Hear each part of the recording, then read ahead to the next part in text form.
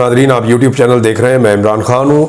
जलसा ख़त्म हो गया कल रात को, अब उसके आफ्टर शॉक्स हैं और इस जलसे ने क्या असरात डाले, पाकिस्तान की सियासत किस तरफ जाएगी, हुकूमत के लिए क्या मुश्किलात हैं, इस्टेब्लिशमेंट ने इससे क्या अखज़ किया, पाकिस्तान तहरीक इंसाफ ने क्या गेन किया, इस सारे के ऊपर ये मेरा वीलॉग है। सबसे पहले तो PMLN को बिल्कुल सांप सूंघा हुआ था। वो किसी किस्म की बातचीत नहीं कर रहे थे जितनी देर तक वो जलसा चलता रहा। जलसा ख़त्म होने के बाद कुछ लोग आहिस्ता आहिस्ता निकले, बोलना शुरू किया और फिर हमने देखा कि थोड़ी देर के बाद जब थोड़े से औसान बहाल हुए PMLN के, तो फिर उन्होंने धमकियां लगाना शुरू की, तड़ियां लगाना शुरू की, बड़के मारना शुरू की कि अली अमीन गंडापुर जो है वो अब लाहौर में जलसा करना चाहते हैं तो वो अटक का पुल क्रॉस करके दिखाए, हम ये कर देंगे वो कर देंगे। लेकिन जिस वक्त वो धमकियां और तड़ियां लगाई जा रही थी, अली अमीन गंडापुर उस वक्त तक इस्लामाबाद में ही था। यानी अगर किसी ने रोकना था तो वो आज रोक लेता। इस्लामाबाद के अंदर बैठने वाले वज़रा जिनका ताल्लुक वफाकी हुकूमत से है, वो पंजाब हुकूमत के बिहाफ के ऊपर तड़ियां लगा रहे हैं। हालांकि अली अमीन गंडापुर अनाउंस करके अपना जलसा और लोगों को लेकर इस्लामाबाद पहुंच गए और जो रुकावटें इन्होंने लगाई थी उनको तिनकों की तरह लोगों ने उड़ाकर फेंक दिया, हर चीज़ को रास्ते से हटा दिया। अवाम का सैलाब सारे कंटेनर बहाकर ले गया। तो कंटेनर वालों को बहुत बुरी तरह शिकस्त हुई है और ये हमेशा से कंटेनर्स लगा देते हैं। जैसे ही इस्लामाबाद में कोई जलसा जुलूस होने लगता है या लाहौर में, तो ये फौरन से पहले उसको, शहर को पूरे को कंटेनरिस्तान बना देते हैं। अब हुआ ये है कि पहले कह रहे थे जी बंदे नहीं निकलेंगे, फिर ये एक बयानिया लेकर आ रहे थे, फिर दूसरा बयानिया लेकर आ रहे थे, तो सारे बयानिए शाम होते होते जब जलसा मुकम्मल हुआ तो बढ़ गए। इंटरनेट के सिग्नल बहुत डाउन थे, वीडियोस आ नहीं रही थी। तो अब जो वीडियोस आ रही हैं उनसे पता चल रहा है कि कितना हैवी किस्म का माहौल था और कितनी बड़ी तादाद में लोग थे। तहरीक इंसाफ के लोग जब जलसे से फारिग हुए, मोबाइल के सिग्नल्स जो है पूरी तरह बहाल हुए, तो लोगों ने बताना शुरू किया और वीडियोस लगाना शुरू की वापसी पे कि देखें आज हमने क्या देखा। और वो जो मनाजिर हैं वो अब पूरी दुनिया में जा रहे हैं। इसकी जो कवरेज हुई है जलसे की, वो आलमी मीडिया में बड़ी शानदार हुई है। पाकिस्तान का मीडिया तो मजबूर है बेचारा, और पाकिस्तान का मीडिया गुलाम है, यानी आज़ाद मीडिया नहीं है। लिहाजा पाकिस्तान का मीडिया तो दिखा नहीं पाया। सोशल मीडिया ने अपनी रिस्पॉन्सिबिलिटी पूरी की, वो दिखाते रहे हैं। और आपको हैरत होगी इस बात से कि मिलियंस में लोगों ने अब तक जलसे की कार्रवाई देखी है। हालांकि इमरान खान साहब इस जलसे का हिस्सा नहीं थे। यानी PMLN का नवाज शरीफ का जलसा चल रहा होता है, 200-400-500 लोग मैक्सिमम देखते हैं। बाद वक़्त मियां साहब प्रेस कॉन्फ्रेंस कर रहे होते हैं तो इतने लोग भी नहीं देख रहे होते जितने उनकी फैमिली मेंबर्स हैं। यानी फैमिली में भी बहुत सारे लोग हैं जो नहीं देखते मियां साहब को सोशल मीडिया पे, लेकिन इधर मिलियंस के अंदर लोगों ने देखा। और ये वो लोग हैं जो इमरान खान के बगैर इस जलसे को देख रहे हैं। अभी उनका लीडर में असर नहीं था। फर्ज कीजिए अगर लीडर बाहर आ जाता है तो फिर मुल्क के स्याह और सफेद का मालिक तो इमरान खान हो जाएगा। सारी सियासत इमरान खान की जुबान पे चलेगी, उनके इशारों के ऊपर चीजें कंट्रोल होंगी। तो इमरान खान इस वक्त पाकिस्तान की सबसे बड़ी पॉलिटिकल हकीकत बन गया है, कोई माने या ना माने। अब वज़रा बेचारे निकल के, और कुछ सहाफ़ी हैं, कुछ दीगर लोग हैं, कुछ इनकी ओपिनियन कोई PDM की जमातों से मैच करती है या मफादात मैच करते हैं, वो बेचारे डैमेज कंट्रोल करने की कोशिश कर रहे हैं कि किसी तरह वो डैमेज कंट्रोल किया जाए जो अली अमीन गंडापुर और उनकी टीम करके चली गई है। अली अमीन ने एक और बात की कि कोई हमें मारेगा तो हम भी आगे से अब मारेंगे। अगर आप आइन को नहीं मानते तो फिर हम भी आइन को नहीं मानते। यानी ये एक तंग आया हुआ आदमी ऐसी बात करता है कि जनाब एक के बाद एक मुकदमा, एक के बाद एक मामला, लीडर को जेल में रखा हुआ है 1 साल से, केस ही कोई नहीं है उसके ऊपर। ऐसा तमाम केसेस में या तो उसकी जमानतें हो गई, या वो बाइज्जत बरी हो गया, या मुकदमात खत्म हो गए, और अब रह गया सिर्फ एक मामले के अंदर उनका जुडिशल रिमांड है।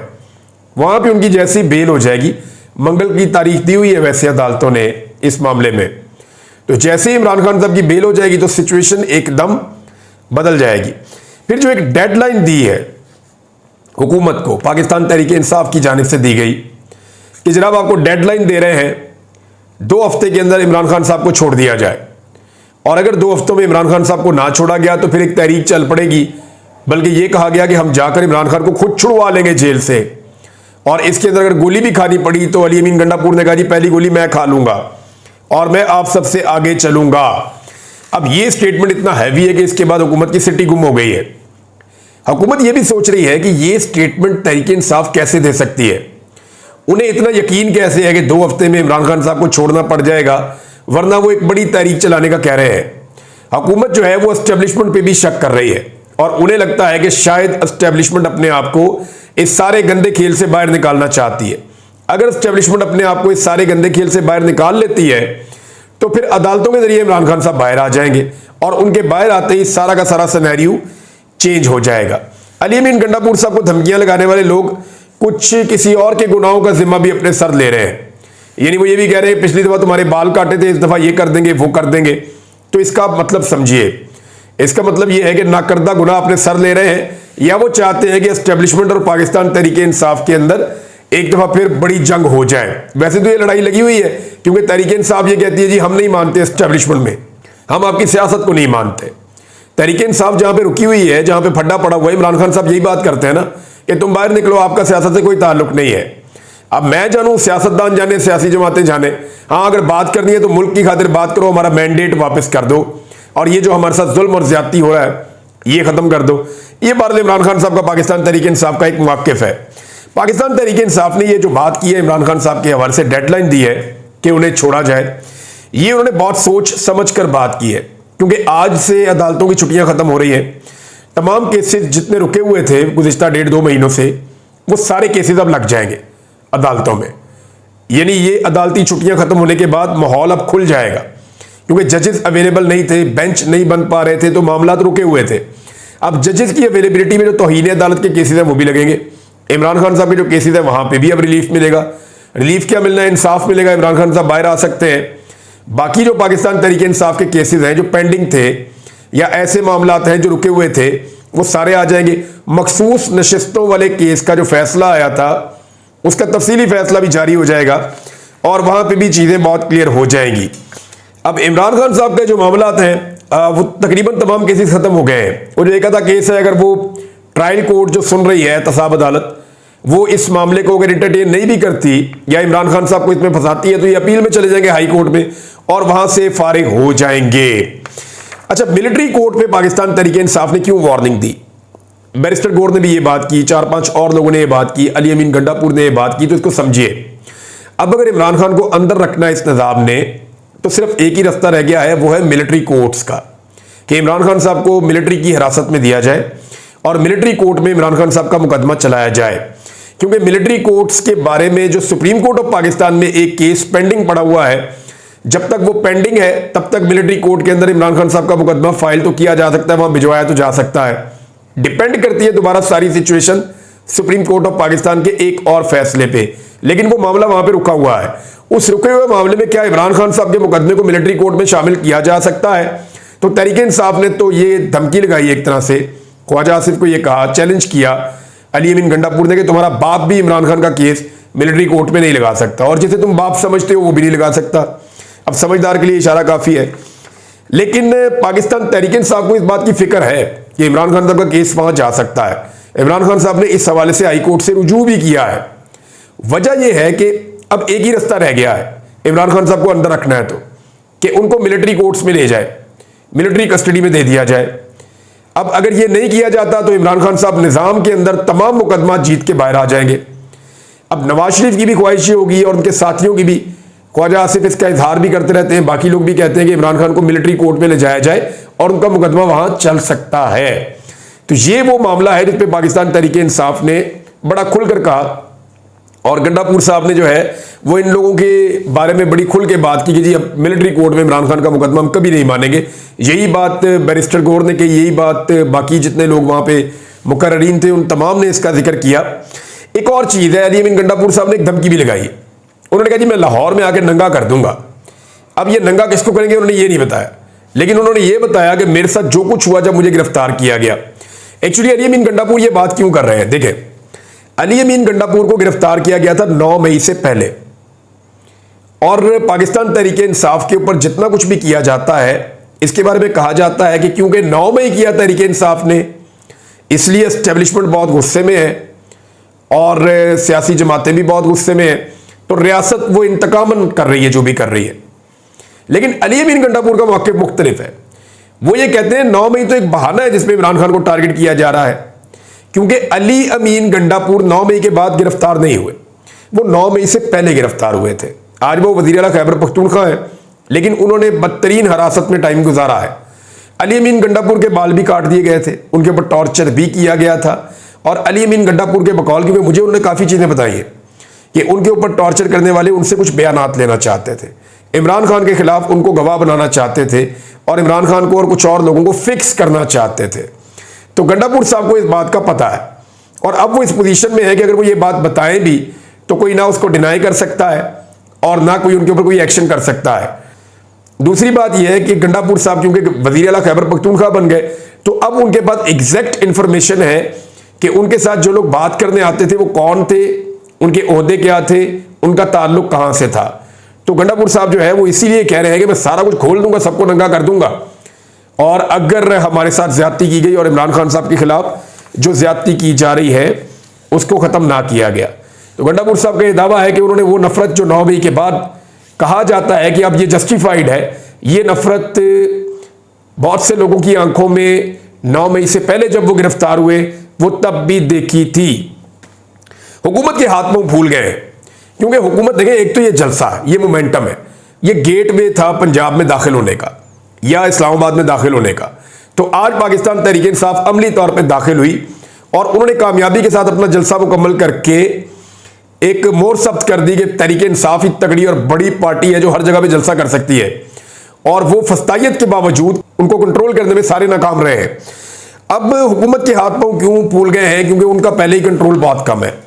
एक तो उनसे इकॉनमी बिल्कुल उनके हाथ से निकल गई है। पाकिस्तान की मईशत की जो सूरत हाल है वो आप सब जानते हैं। वुज़रा खुद कहते हैं कि हम वेंटिलेटर पे हैं, और जो लोग हुकूमत से नाराज हैं या हुकूमत के अंदर मौजूद हैं वो भी ये बताते हैं, ऑफ द रिकॉर्ड सारे कहते हैं कि हम तकरीबन दिवालिया हो चुके हैं। और दूसरी ये वजह है कि लॉ एंड ऑर्डर की सिचुएशन पाकिस्तान में ये कंट्रोल नहीं कर पा रहे। दहशतगर्दी के मामला इस मुल्क में बढ़ते चले जा रहे हैं और स्टैब्लिशमेंट की या मिलिट्री स्टैब्लिशमेंट की सारी फोकस आहिस्ता आहिस्ता उधर शिफ्ट हो रही है। उनको वहां पे अपनी जिम्मेदारियां अदा करनी है और ये जो इंटरनल लड़ाई है इससे अपने आप को मेरे ख्याल में उनको दूर करना पड़ेगा। नंबर 3, अवाम में मकबूलियत बिल्कुल खत्म होती जा रही है। पीडीएम की जमातें जो इस वक्त इक्तदार में है उनके बाद अवामी मकबूलियत खत्म हो रही है, ये उनके लिए एक बहुत बड़ा इशू है। फिर IMF से उनकी डील मुकम्मल नहीं हो पा रही। उन्होंने बहुत कोशिश की है लेकिन IMF की जो शराइत है वो ये पूरी कर ही नहीं पा रहे, और जब नहीं पूरी कर पाएंगे तो IMF अपने मुताबिक एक मिनी बजट लाएगा जिससे इनकी कमर बिल्कुल टूट जाएगी और फिर उस वक्त अवाम को निकालना नहीं पड़ेगा। लगता है ऐसा है कि अवाम गुस्से में आज निकले हैं, कल भी गुस्से में निकलेंगे, और जब जब ये जुल्म करेंगे लोग ऐसे ही निकलते जाएंगे। और एक चीज और ये है कि जो दोस्त ममालिक जिनसे हमें पैसे वैसे मिल जाते थे, मदद मिल जाती थी, तो खारजी नुक्ता नजर से सागदार साहब के आने के बाद हम इतने कमजोर हैं कि हमारे दोस्त ममालिक भी अब हमारी मदद नहीं कर रहे। इत्तेहादी हुकूमत है इस वक्त, 3 जमातें मिलकर हुकूमत बनाई हुई है, उसके गिरने के खतरात भी मौजूद हैं। जबकि काजी फायद ईसा का जाना तकरीबन ठहर चुका है, अब वो उनको एक्सटेंशन मिलना मुश्किल है, और अगर उन्हें एक्सटेंशन नहीं मिलती तो फिर जो चोरी शुदा मैंडेट है वो भी जाता हुआ दिखाई दे रहा है इस हुकूमत को। तो हुकूमत के लिए ये जलसा बहुत अलार्मिंग था और उसके अंदर जो रीजंस हैं वो मैंने आपके सामने रखे हैं। ये हुकूमत जो है ना बहुत ही कच्चे धागों से बंधी हुई है। चंद कच्चे धागों का मैं आपको बताता हूं कि किन के साथ ये हुकूमत बंधी हुई है और कैसे ये गिर सकती है। एक तो काजी फायद ईसा है, ये वो कच्चा धागा है, किसी वक्त भी टूट जाएगा, यानी अक्टूबर के आखिरी हफ्ते में उनकी रिटायरमेंट हो रही है तो ये तो हाथ से निकल गया। इमरान खान की कैद दूसरा ऐसा कच्चा धागा है जो इनके कंट्रोल में है, और इमरान खान साहब बिल्कुल अपने मुकदमात के इख्तिताम पे। अगर एस्टेब्लिशमेंट ने इमरान खान साहब को मिलिट्री कस्टडी में ना दिया तो फिर इमरान खान साहब बाहर आ जाएंगे, तो ये दूसरा धागा भी टूट जाएगा इनकी हुकूमत का। तीसरा, इनको IMF से उम्मीद है कि IMF पैसा देगा, तो IMF पैसा नहीं दे रहा, और अगर वो पैसा देगा तो वो नई शराइत और लगाएगा और ज्यादा टाइट करेगा इनको, तो इस सूरत हाल में इनका बेड़ा गर्क हो जाएगा। और चौथा ये है कि जो फॉर्म 47 की जो पर्चियां हैं इनके पास, वो इनका चौथा कमजोर धागा है, वो किसी वक्त भी टूट जाएगा, और उसकी जो वाहिद उम्मीद है वो काजी फायद ईसा साहब के होते हुए है। और अगर ये फॉर्म 47 की पर्चियां जाली साबित हो गई तो ये हुकूमत फिर नहीं ठहर पाएगी। अच्छा, एक तो ये पहले ही अवामी सपोर्ट से महरूम है, दूसरा इमरान खान साहब ऑक्सफोर्ड के चांसलर का इलेक्शन भी लड़ने जा रहे हैं, तो इस चीज से भी ये बहुत परेशान है। अब उसका इन्होंने एक हल ढूंढा है और वो हल मैं आपके सामने रख देता हूं। एक नया बयानिया लॉन्च किया गया इमरान खान साहब को लेकर, और बयानिया ये है कि इमरान खान यहूदी एजेंट है।